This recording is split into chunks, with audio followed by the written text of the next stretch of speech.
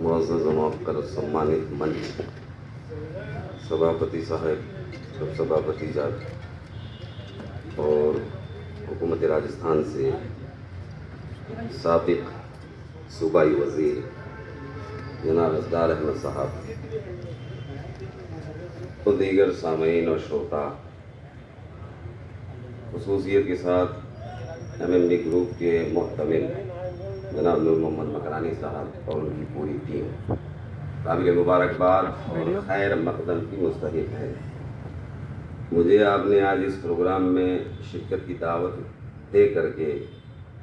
जो मेरी इज़्ज़त अफजाई फरमाई है, उसके लिए मैं आप तमामी हजरात का बसमीम क़ल्ब ममनून हूँ, बहुत बहुत धन्यवाद प्रकट करता हूँ।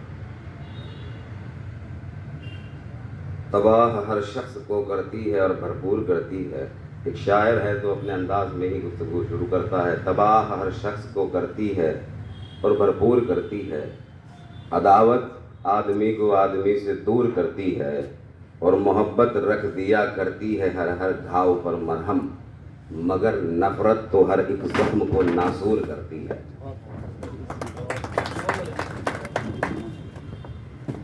ये जो राशन वितरण वाला जो मकाम है, बज़ाहिर देखने में ये बहुत छोटा नज़र आता है। आज का दौर वो दौर है, कोरोना काल का जिक्र तमामी वक्ताओं ने जिक्र किया, और कभी कभी हालात ऐसे आते हैं कुदरत की तरफ से कि हम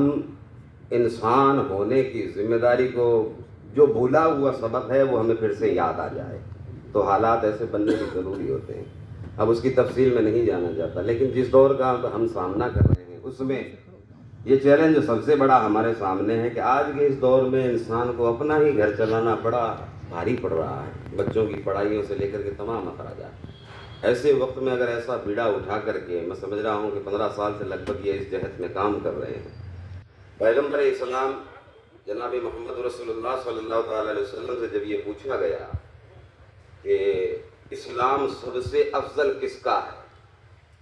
उस दौर में जो अनुयायी थे उनके, आपके जो अनुयायी जो दिन रात बैठे रहते थे, उन्होंने पूछा कि या रसूलल्लाह इस्लाम सबसे अफजल किसका है, सबसे बेहतरीन मुसलमान कौन है? तो आपने फरमाया कि वो शख्स जो लोगों को सलाम करता है और भूखों को खाना खिलाता है। सलाम करने में हिकमत यह है कि किसी से भी आदमी मिले, तो किसी शायर ने कहा कि ऐसे मिला करो कि करें लोग आरज़ू, और ऐसे रहा करो कि ज़माना मिसाल दे।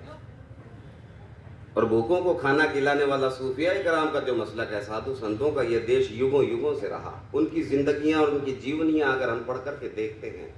तो उन्होंने अपने घरों की फ़िक्र इतनी नहीं की जितनी अपने पड़ोसियों की फ़िक्र की। ये जो हमारे यहाँ डूंगरपुर में मस्तान शाह साहब रहमतुल्लाह ताला अलैह हैं, बग़ैर किसी भेदभाव के, बग़ैर किसी तफरीक के, बग़ैर किसी सामाजिक भेदभाव के, जो भी उनके यहाँ आता था, उनका अखलाक, उनका किरदार मुझसे ज़्यादा आप लोगों ने देखा। जब उनसे पूछा गया कि सही माना में पड़ोसी का जो यहाँ जिक्र है वो कौन सा है, तो कुर्बान जाओ, वो कहते हैं कि पड़ोसी जहाँ तेरा घर है तो तेरे दाएं तरफ जो 40 घर हैं वो भी तेरे पड़ोसी हैं, तेरे बाएं तरफ जो 40 घर हैं वो भी पड़ोसी हैं, तेरे आगे जो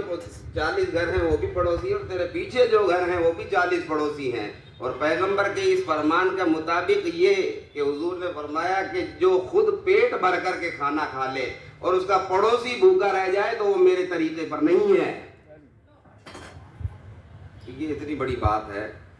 बातें तो बहुत सी हैं, लेकिन आज का जो ये काबिल तारीफ ये जो प्रोग्राम है MMD ग्रुप की तरफ से, ये स्नेह मिलन समारोह जो रखा है, वाकई काबिल तारीफ है। और डॉक्टर इकबाल का शेर याद आता है, इसी गंगा जमनी तहजीब जो बुज़ुर्गों से हमने वरासत में पाई है, बुज़ुर्गों ने जिसकी हिफाजत की है। मुझे याद आता है कि डॉक्टर इकबाल ने जब ये शेर लिखा कि सारे जहाँ से अच्छा हिंदुस्तान हमारा, हम बुलबुलें हैं इसकी, ये गुलसितां हमारा, तो साहब उन पर फतवा लग गया था। मौलाना लोगों ने, वक्ताओं ने, विद्वानों ने उनसे पूछा कि सारे जहाँ से अच्छा आपने कहा है, सारे जहाँ से अच्छा आपने कह दिया, ये आखिर क्यों कही?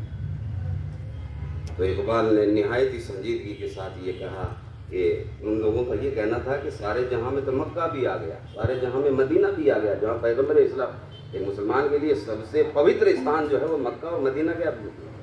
बात तो कुछ है ही नहीं।